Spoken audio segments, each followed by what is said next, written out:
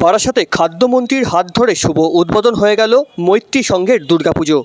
৫৪তম বর্ষে পদার্পণ করল বারাসাতের মৈত্রী সংঘের সার্বজনীন দুর্গা উৎসব। বারাসাতে বড় বড় পুজোগুলির মধ্যে অন্যতম বড় পুজো বারাসাতের এই মৈত্রী সংঘের দুর্গাপুজো। আজ রাত্রি ৮টার সময় মৈত্রী সংঘের দুর্গাপুজোর শুভ উদ্বোধন করলেন রাজ্যের খাদ্যমন্ত্রী রথীন ঘোষ। এছাড়াও উপস্থিত ছিলেন বারাসাত সাংগঠনিক জেলার INTTUCর সভাপতি তাপস দাশগুপ্ত। উপস্থিত ছিলেন বারাসাত শহরের শ্রমিক নেতা কালী রুদ্র সহ একাধিক বিশিষ্ট ব্যক্তিরা।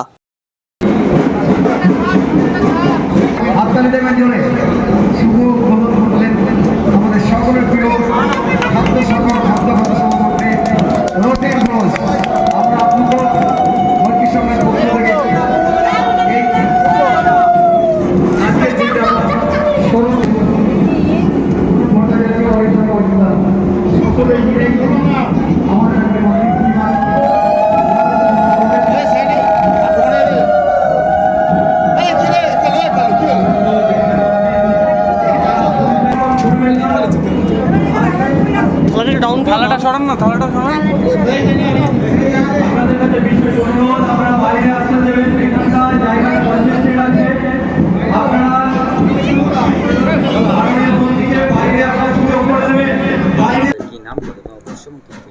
বনমালীপুর মৈত্রী সংঘ ৫৪তম বর্ষের দুর্গা উৎসব। এবার আমাদের যে মণ্ডপটা করা হয়েছে, কুরু পাণ্ডবের যুদ্ধের একটা আঙ্গিক আনার চেষ্টা করা হয়েছে।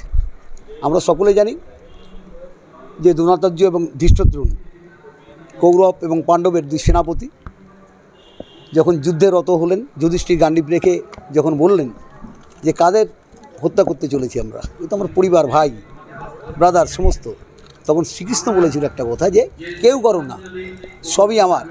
তখন সে বিশ্বরূপ দর্শন করায় অর্জুনকে। এই বিশ্বরূপ দর্শনের একটা আঙ্গিক একমাত্র এখানে তুলে ধরার চেষ্টা করেছি এবং মানুষ এটাকে নিচ্ছে। কাজ কিছুটা হলেও এখনও বাকি আছে, তবে মানুষের ভালো লাগবে মণ্ডপটা দেখলে।